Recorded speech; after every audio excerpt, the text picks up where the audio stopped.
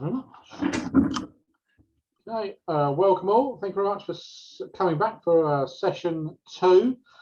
This will be a little bit more progressive than session 1. Now we've got an idea of what you wanted to get out of these sessions. So this one is very much built around the conversation. Oh, hold on a second. I shall admit somebody else into this call.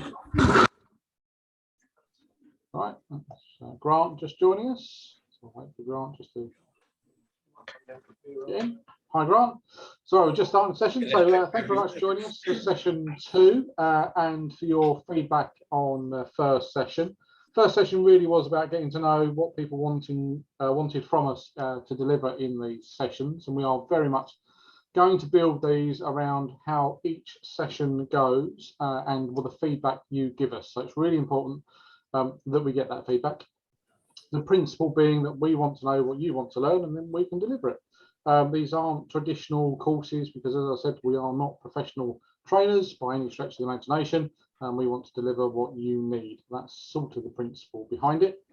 We tried to fix some of the technology issues that we faced in the first session, which is why we were messing around with the camera a moment ago, and Harry's microphone should be a little bit louder. So you'll hear lots more from Chris this week, and hopefully we will hear lots more from Chris this week than we did last week, as us on the Zoom call didn't. I think you did in the room, but didn't necessarily hear on the Zoom call. So we'll try and do a little bit better than we did last week. So, all right, so I shall do one of those.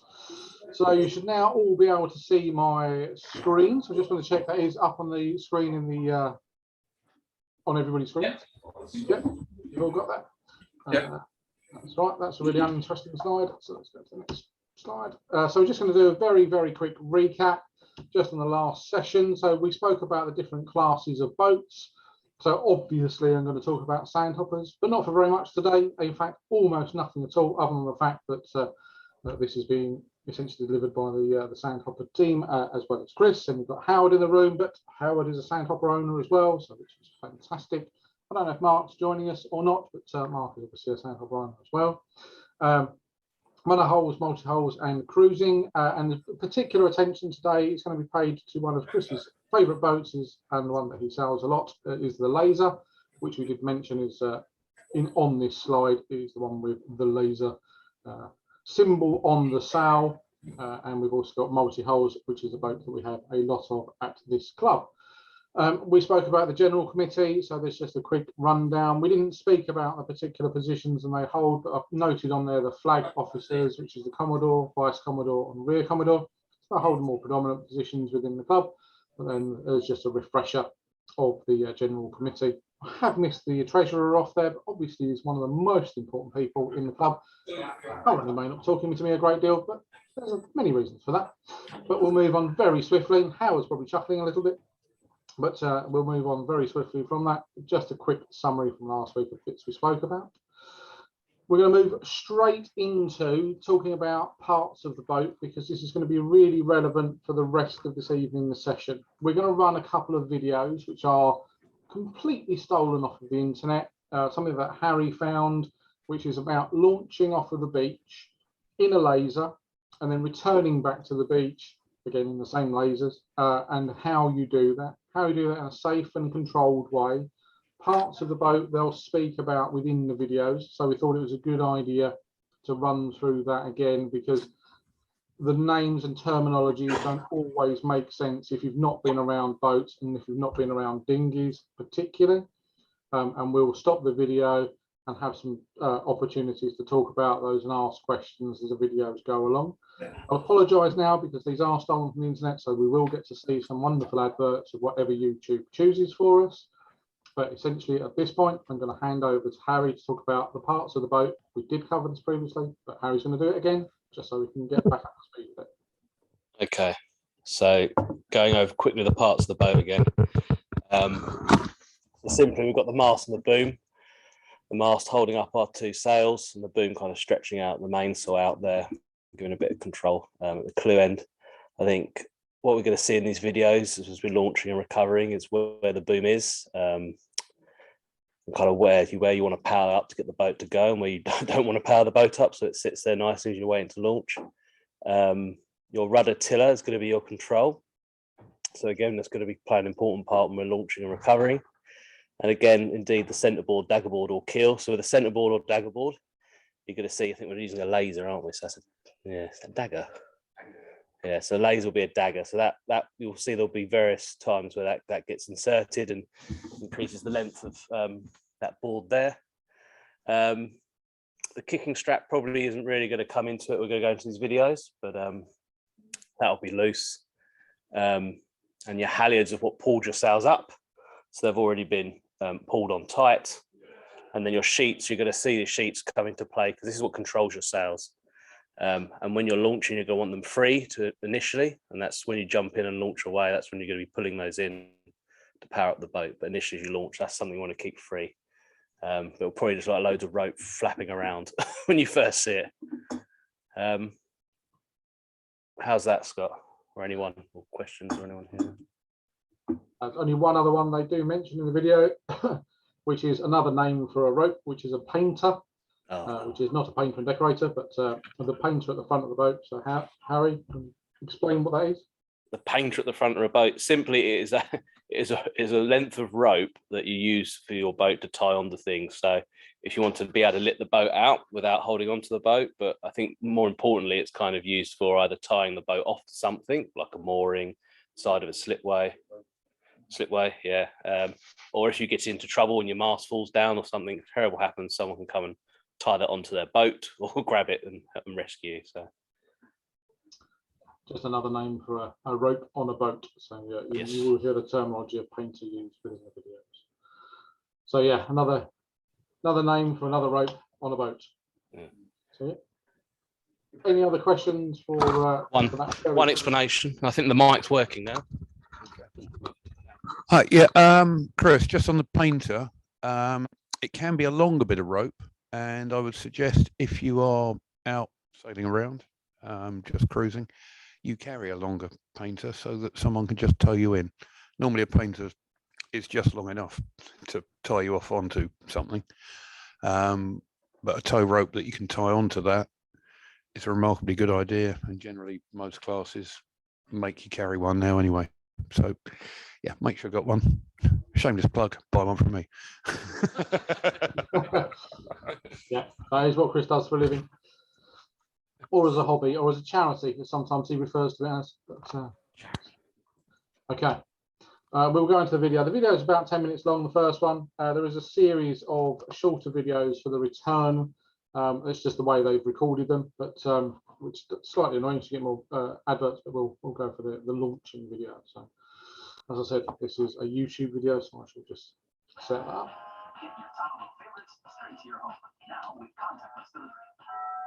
Enjoy Taco Bell. Oh, that's one of those winning eggs. Or a cream egg. Seems to actually be running all right.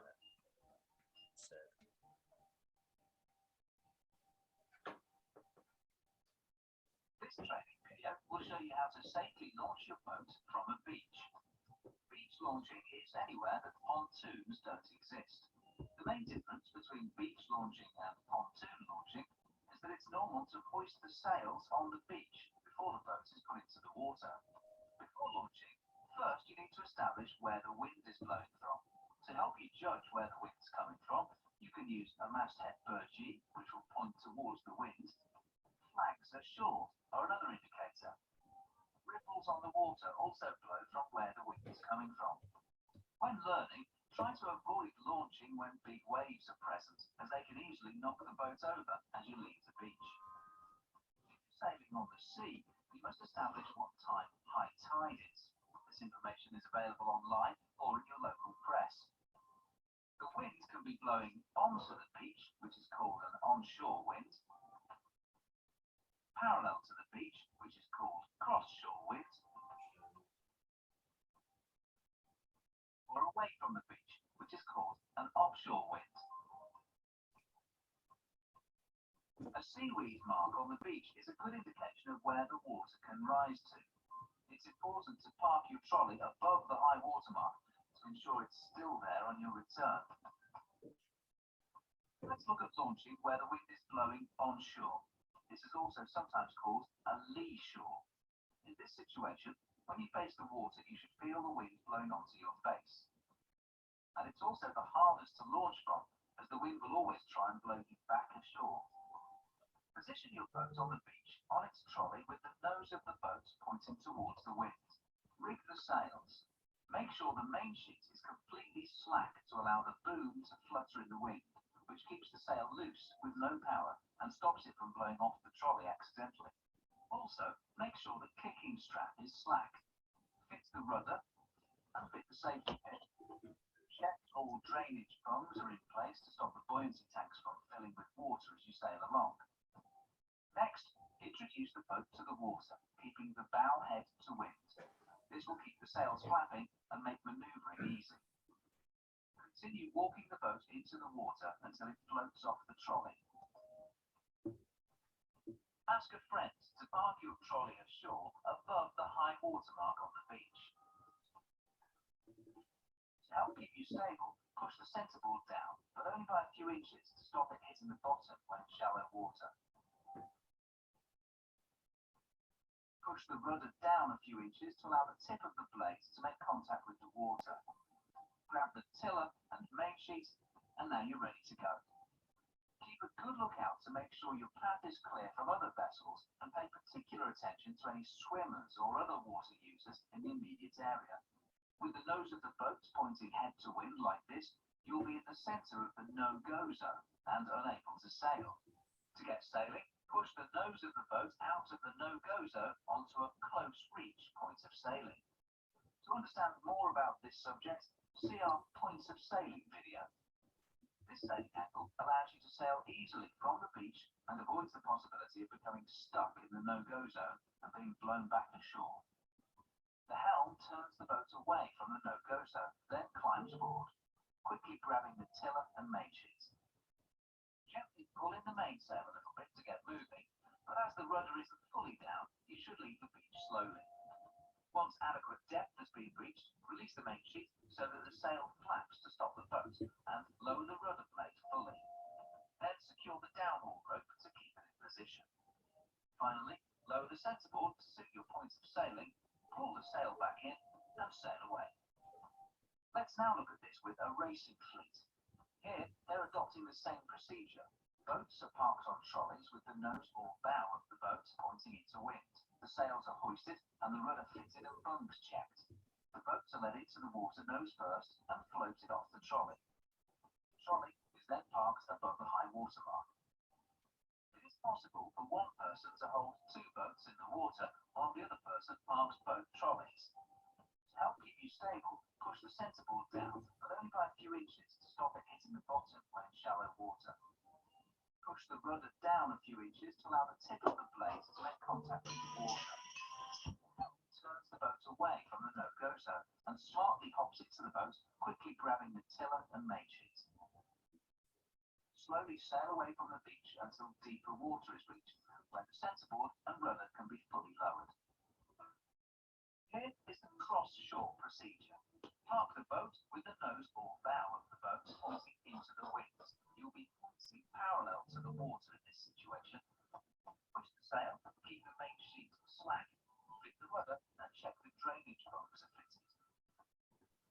Walk the boat into the water and float it off the trolley, keeping the bow head to wind. Get a friend to return the trolley ashore above the high water mark. Meanwhile, you can take the centreboard, put it in place, and push it down a few inches.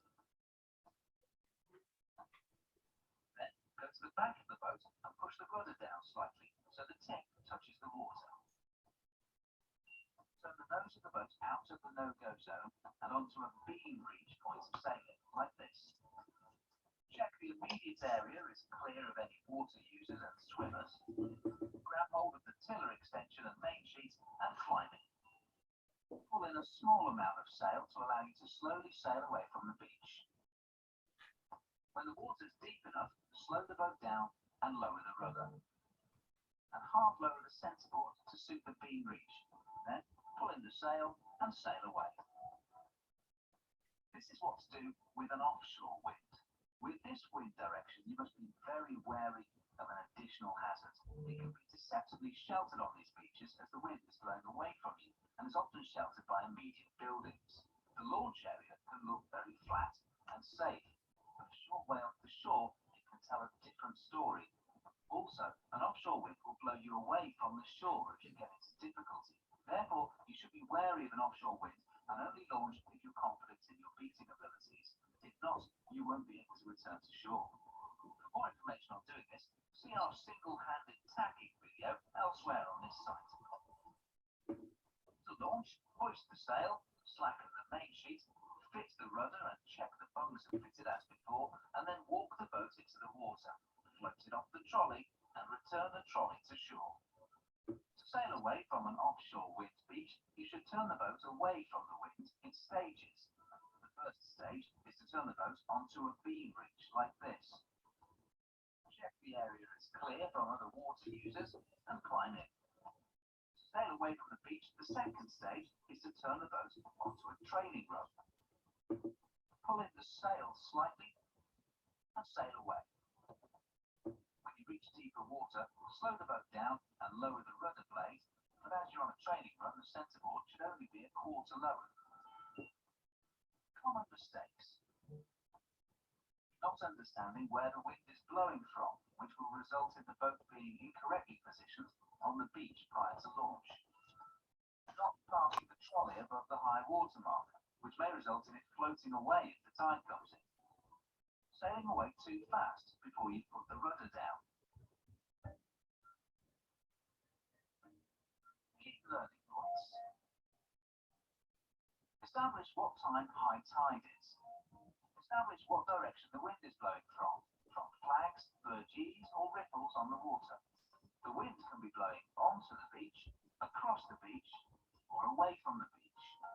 In preparation for launching, park your boat on the beach with its nose or bow pointing towards the wind and hoist the sails. When you're ready to go, introduce the boat to the water, continuing to keep the nose pointing towards the wind. Return the trolley to shore above the high water seaweed mark. To stop running aground whilst you sail away from the beach, lower just the tip of the rudder and centreboard. To sail away when the wind is on shore, use the close reach points of sailing. When the wind is cross shore, sail away on a beam bridge. And when the wind is offshore, sail away on a training run. Sail out slowly until you're in deep water. Slow the boat and lower the rudder. And lower the centreboard to suit your points of sailing. Next steps. Watch this video as many times as is necessary to be comfortable with what is required to launch your dinghy. If required, use the scripts and glossary accompanying this video to help you. I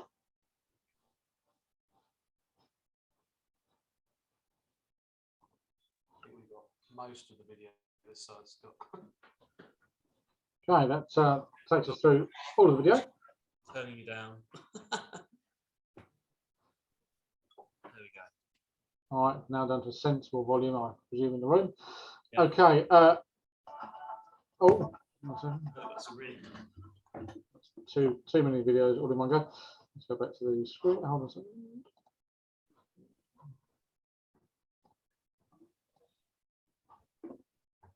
Go back to our slideshow. Yep, we got it. Okay, so over to Chris, if that's okay, Chris.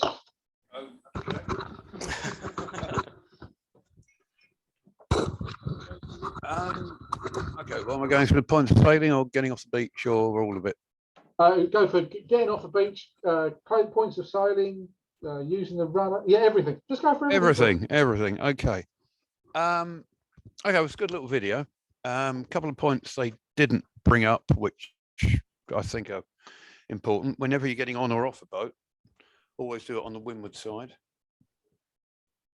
Otherwise the boat kind of get blown onto you. You can't hold it. It'll get out of the way.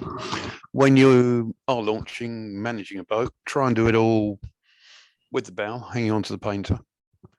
Because otherwise, if you're standing behind where the mast is on the boat, it's just going to try and sail off. Not good. So that would be simple things. Yeah, good things, letting sail flog around, not too much. If you've got heaps of main sheet, you can get caught around all sorts of things. So have it kind of not in tight, but in so it's not in the way. I'm not going to get caught, especially on a laser. It always gets caught around the stern if you're not looking at it, and it's a real pain in the arse. Actually, talking about lasers, on your launching, where they're saying about putting the rudder down a little bit, and probably a few other boats, the tiller is really only locked in if you don't put the additional pin in, which also gets caught on the main sheet. It's locked in by the rope that holds the rudder down. So if you haven't got that bit of rope tight, when you go to bear away, there's a good chance you'll just pull your tiller out of the rudder head and then have no control at all. So something to watch. Either put the pin in, which is quite annoying. I always sail with one because the number of times I've pulled the tiller out. Yeah, or be aware that that could happen. Equally on the, I mean, you get different types of centerboard and daggerboard. The boats we've seen here have got daggerboards. It's a real pain on the beach. I mean, there are pros and cons. You have centerboard, which is on a pivot, so it sits inside the boat. That's nice because it's easy to get down. You don't have to faff around trying to put it in the hole while the boat's moving around. But equally, you can get stones up there and then it can all get jammed if you're going off a beach. So it's swings and roundabouts. It's not easy, and it's a pain with a daggerboard launching off a beach, but sadly most of our boats have them. So I'd recommend going off the slipway if you can.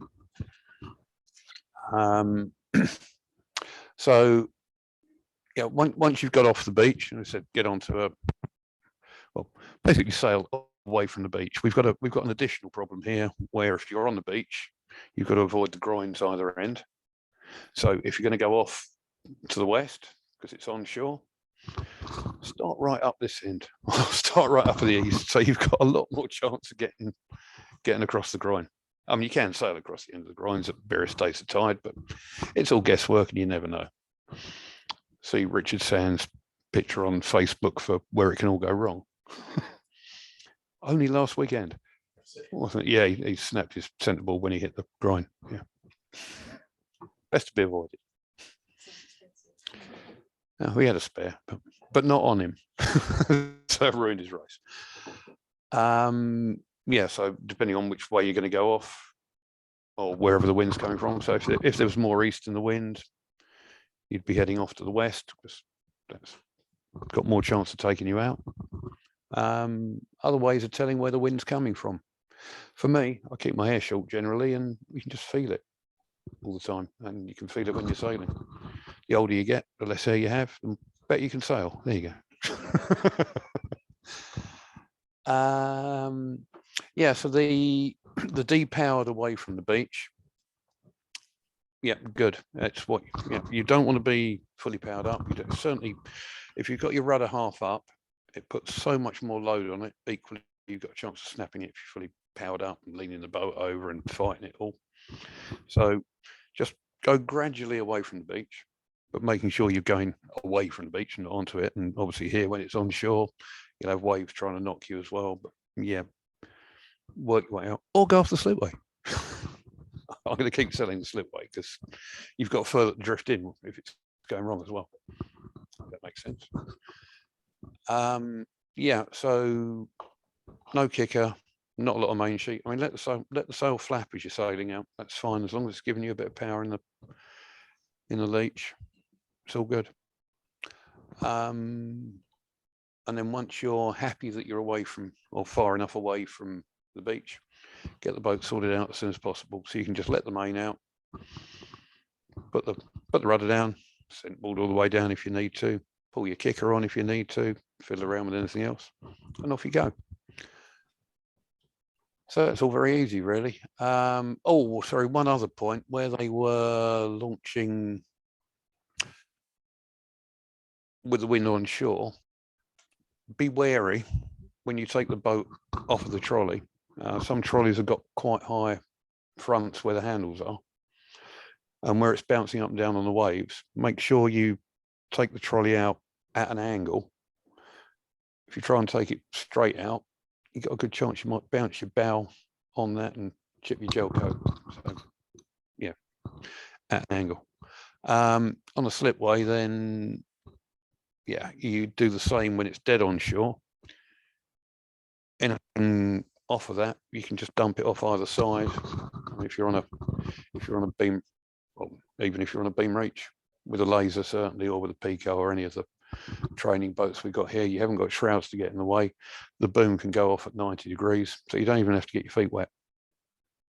And the other positive there is that instead of being in the water and trying to heft the centerboard into a slot that's waist level or something, or possibly higher, depending on how steep the beach is, you can just have the boat alongside, and then you can have your friend that's taking your trolley to hold your boat, pop your centerboard in, put your rudder down, tie it down, off you go. A lot easier. Now, there is a slipway etiquette, and where they were alluded to on here, that you rig on the beach as opposed to in the water.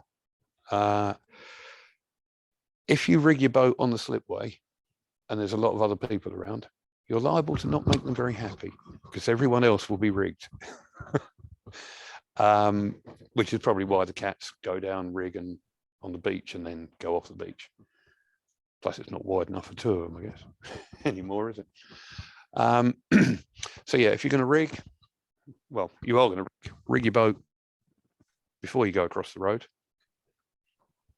And you don't have to go forwards down the slipway. If the wind's offshore, you can go backwards down the slipway. It's all fine. With the tide, obviously, the water, is there a certain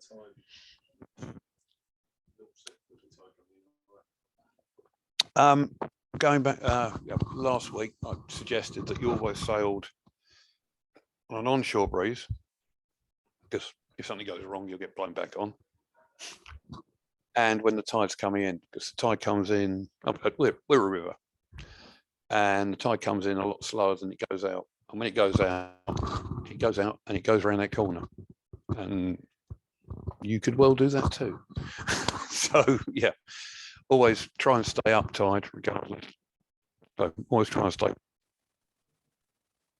on your own or out sailing around or practicing, and come back really before the tide's turned, or make sure that you're inshore enough to be able to hit a groin or a slipway on your way through.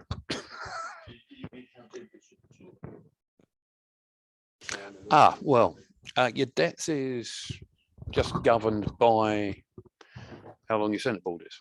So all different boats can sail at different states of tide.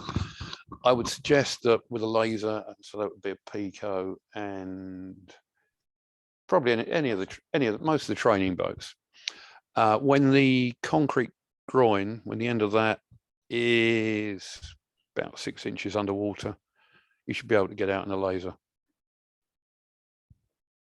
That's about right. Yeah.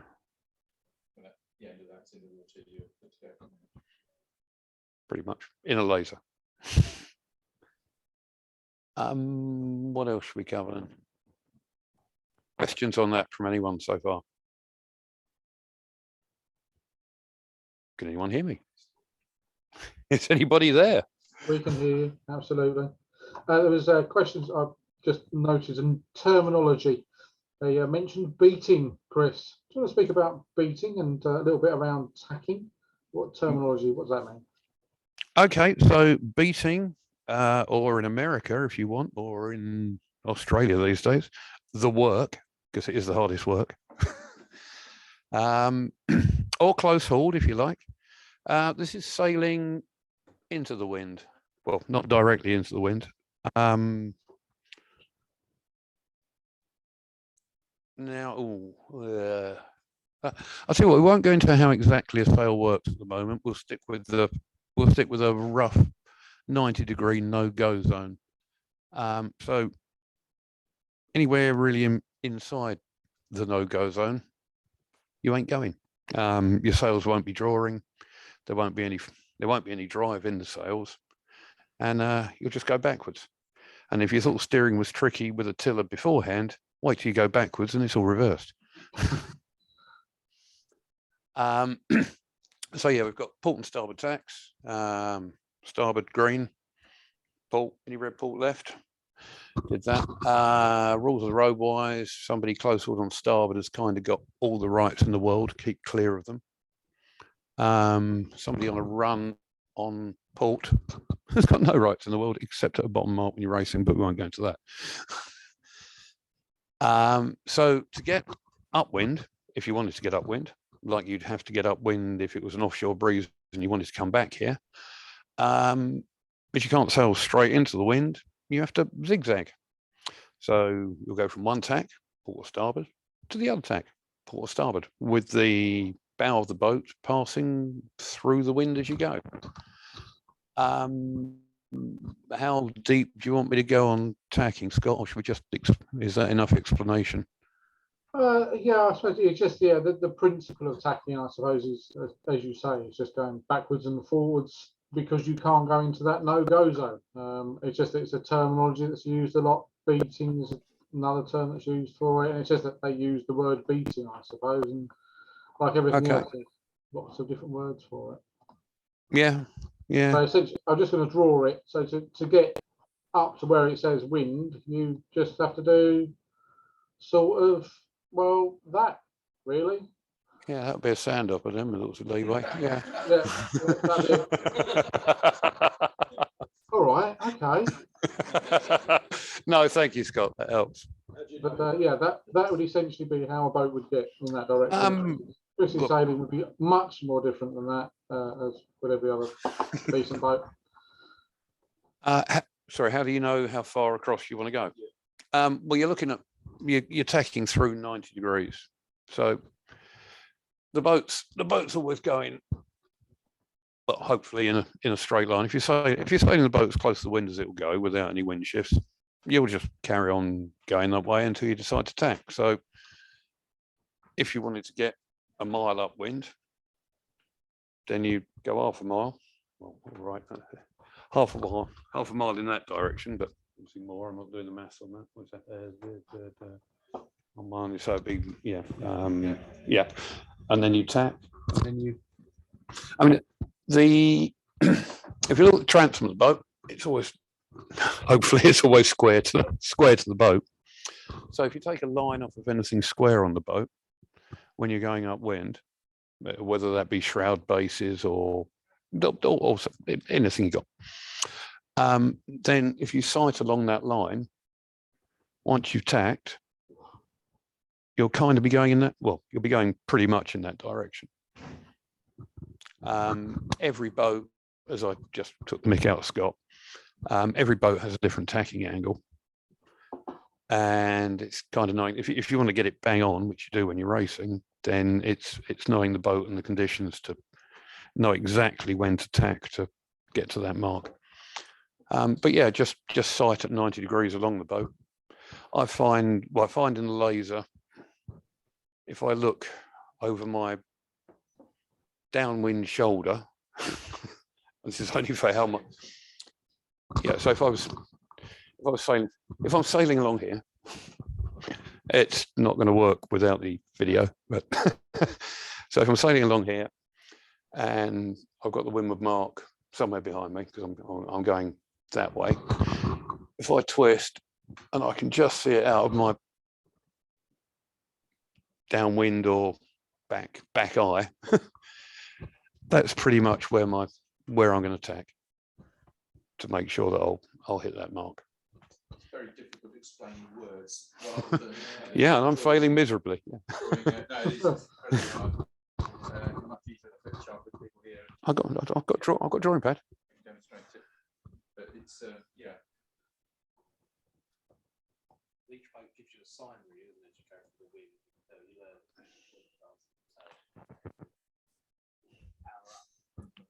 We can't hear Howard. Sorry. Oh, that's because it's Harry. Yeah. Right, No, I was just saying. My comment was each boat gives you like clues or signals as you sail it. So as you go, as you learn tacking through the wind, as you go through the no-go zone, the sails start to like flap around them. They've got no power in them. And as you start to come out of the no-go zone with your main sheet still quite tight on, you'll learn to see that it fills with wind, or it kind of does the sort of dynamics that gives it forward drive. You'll just start to learn that sort of thing. So there's all clues as well as sighting things. Yeah. Helps for me anyway. Yeah. You're right. Every boat's different. With a if you've got a two-sail boat, then the jib will start flapping first because it's sheeted at a wider angle, and that's kind of the clue for the crew to get moving. I mean, it depends. I mean, if you're on the Sandhopper, if in waves, I guess you still pin it down a little bit while you're going through the tack, just to help the nose round, especially if you've got your main sheet still sheeted in tight.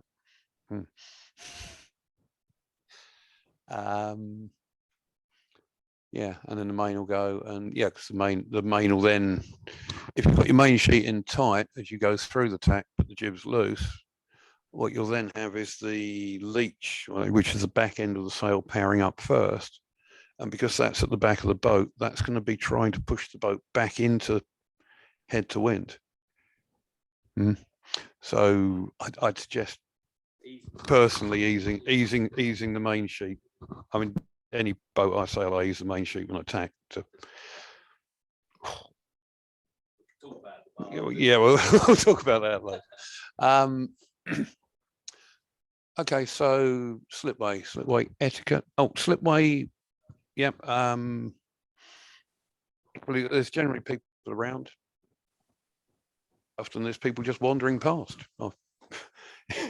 It's amazing who might wander past. You might know. Say, "Can I take your trolley?"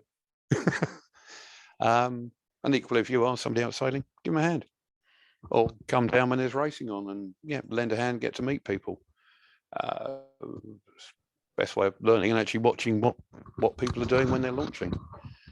And sometimes you can have a good laugh at people getting it wrong, maybe, or suggest where they may have gone wrong, but not immediately, perhaps. So that's going. Yeah.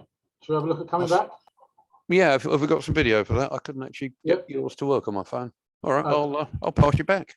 Okay, yeah, we'll have a look at coming back. These are 5 short videos, so there'll be a few interruptions in between because just the nature of how the videos work. If I can get this to the drawing thing. It starts, I'll turn this volume up.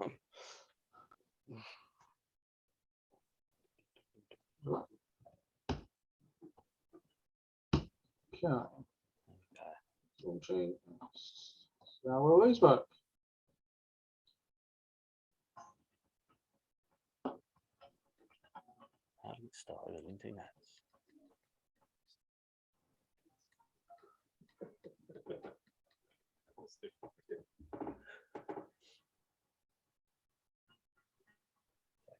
This training video looks at how to recover your boat back to a beach. It follows on from our single-handed beach launching video. To recap, the wind can blow onshore, cross-shore, and offshore. Whatever the wind's direction, it's vital to approach the beach slowly, controlling your speed by flapping the sail. Keep a lookout for swimmers and other water users. To finally stop yourself, you should turn the boat deliberately into the no-go zone and step ashore. To recover the boat onto its trolley, get a friend to help you. One of you holds the boat in the water whilst the other retrieves the trolley. Then simply float the boat onto the trolley and secure it with the painter if you have one. And then pull the boat clear of the water. But be careful of where you step because it could be slippery. Search the channel for the next section of this video. And if you found this video interesting, please don't forget to like us, as this will allow us to make more. And subscribe to the channel to receive automatic notifications when we have more videos. Check out the rest of the channel for other topics.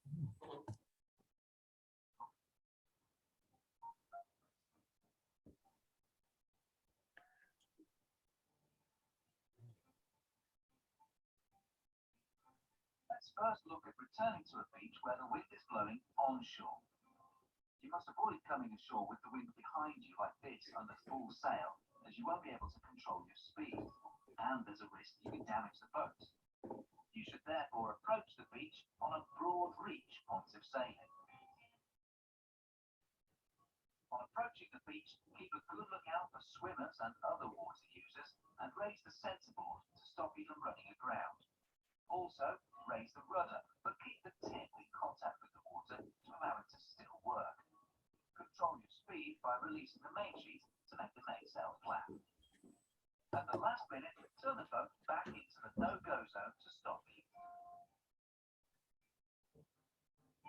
And step ashore. The boat is then recovered onto the trolley as explained earlier. Search the channel for the next section of this video, and if you found this video interesting, please don't forget to like us, as this will allow us to make more, and subscribe to the channel.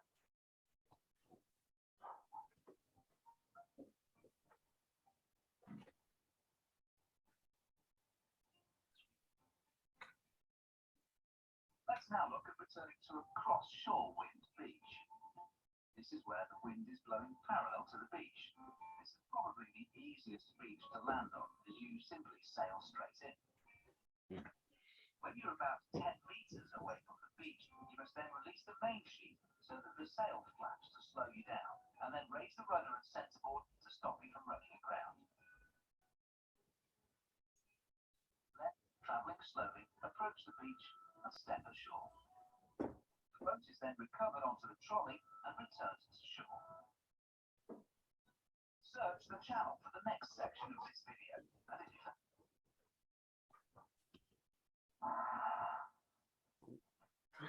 you China before communism. Random, really random.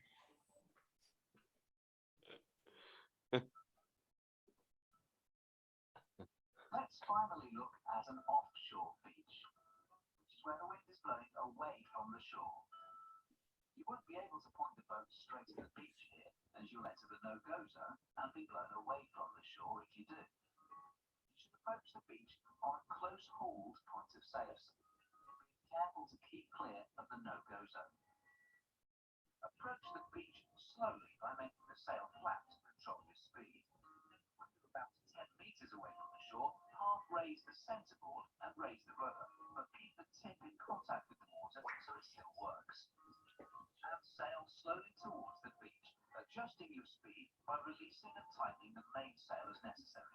When the water is shallow enough, let the sail out fully, raise or remove the rudder and centreboard, and step ashore. You can then recover the boat onto the trolley as explained previously, keeping the bow head to wind. Search the channel for the next section of this video. I don't know. Okay. That gives you Loud, very loud. That's a lot of big, lots of adverts. Video. What was that done? Can't count. Oh, so can I just ask a quick question on that last one with the offshore breeze? Why wouldn't you, as you got closer, turn into the no sail zone, just basically stall it to slow down? I'll let Chris answer that.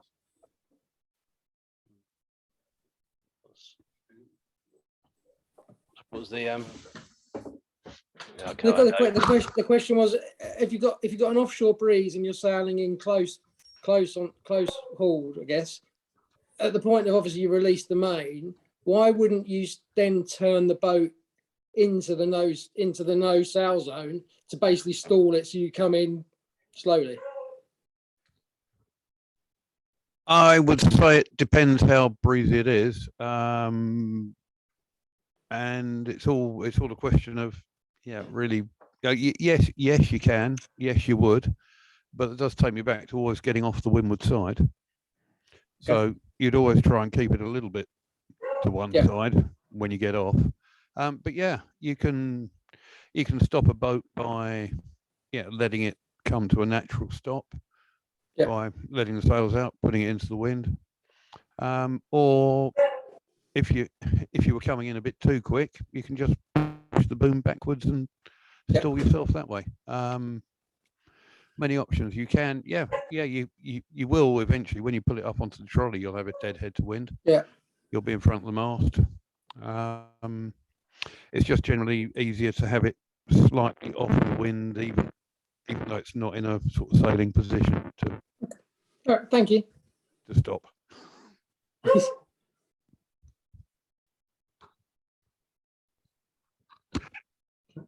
Thank you much. Okay, so that pretty much gives us, we covered tacking a little bit earlier with Chris, so thanks very much for doing that, Chris.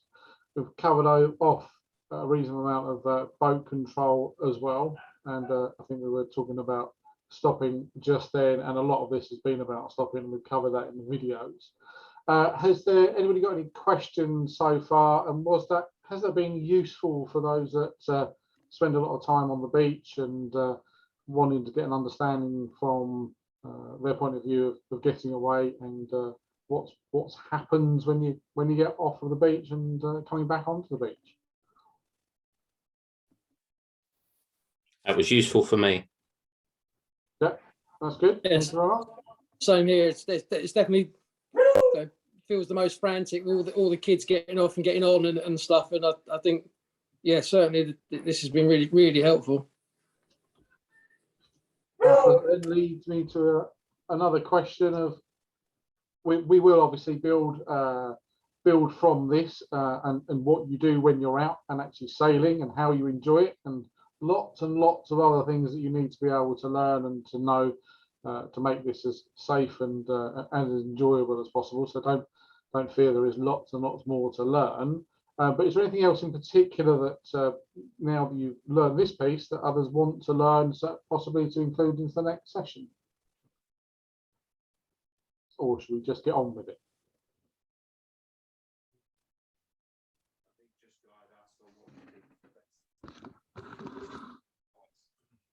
Right. So we'll take silence as being golden. Good, the recap of the slides. Yeah, that's fine. We'll do that. We can do the recap. Yeah, we'll do the same as we did for the start of this session. We'll do a recap of this session. We'll always do that because it's always a good place to start because it gives us a refresher. But that essentially will bring us to the end of this session. Thank you very much for joining. So I hope that's been useful for everybody. We'll exactly the same time, same situation for next week. So we'll do Zoom and in the room. So you're more than welcome to join us in both situations, and it'll be recorded and available. So I hope that's been useful to all, and thank you for joining us. Thank you very much. Thanks, Roland. Very much. See you Thank next you. week. Thanks. Thank you. Thanks.